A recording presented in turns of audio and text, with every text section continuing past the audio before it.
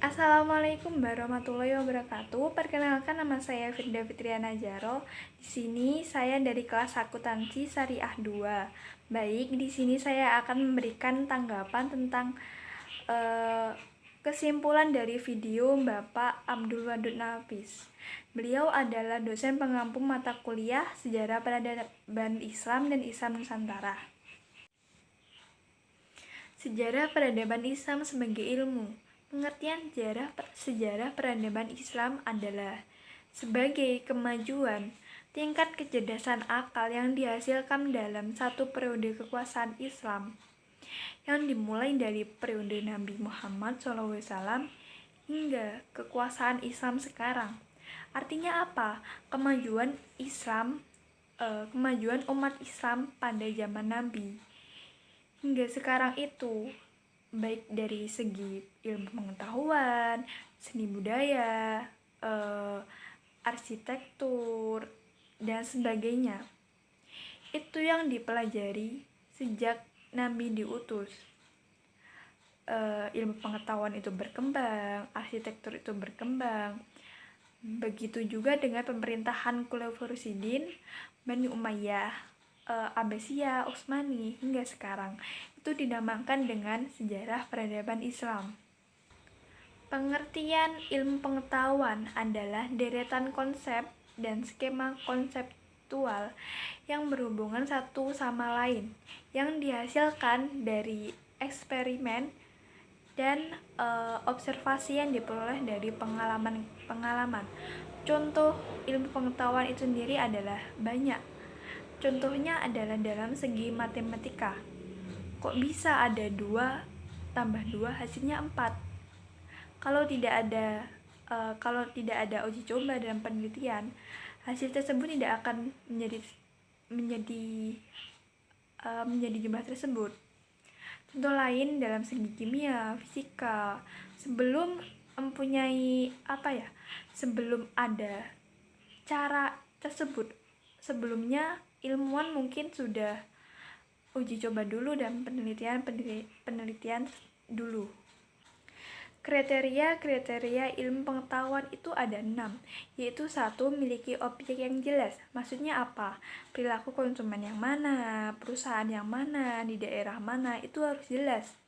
Yang kedua, memiliki metode tertentu. Bisa metode kualitatif maupun kuantitatif. Yang ketiga, disusun secara sistematis.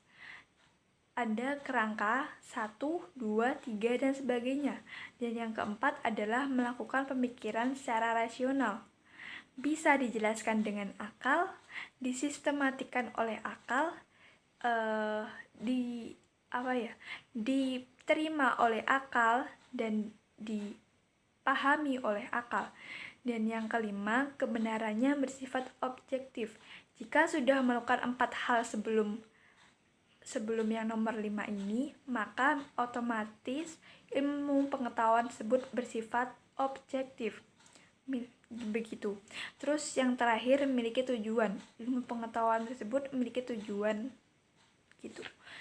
Kriteria tersebut dalam sejarah peradaban Islam itu ada 6, yaitu 1. Memiliki objek yang jelas. Maksudnya apa?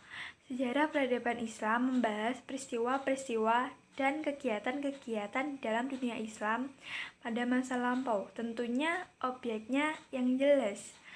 Yang kedua yaitu memiliki metode tertentu. Sejarah peradaban Islam memiliki metode tertentu, yaitu ada 2, yaitu metode observasi dan metode dokumenter. Bisa dibuktikan dalam metode observasi, yaitu dalam bentuk masjid itu sendiri, bangunan hingga kuburan. Untuk metode dokumenter bisa dibuktikan dalam bentuk buku dan prasasti. Yang ketiga, disusun secara sistematis. Sejarah peradaban Islam disusun berdasarkan kejadian peristiwa yang mengawali hingga akhir peristiwa.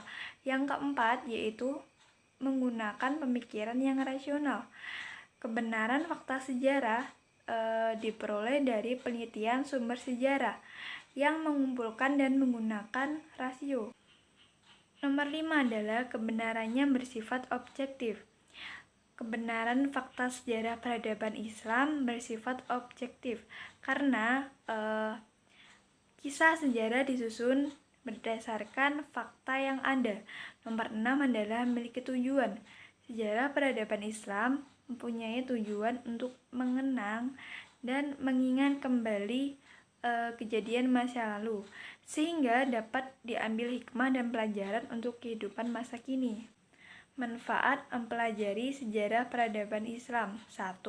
Untuk kegunaannya edukatif, untuk sarana pembelajaran agar bersungguh-sungguh mencari ilmu dengan sopan dan santun, bijaksana, penuh dengan keikhlasan. Kedua, kegunaannya sebagai inspiratif. Contohnya sebagai berikut. Setelah kita membaca sejarah kehidupan Ibnu Sina, kita bisa mengambil inspirasi bagaimana Ibnu Sina bisa mencapai puncak kejayaannya, agar kita bersungguh-sungguh untuk mencapainya seperti Ibnu Sina. Yang ketiga yaitu kegunaannya untuk sarana rekreatif.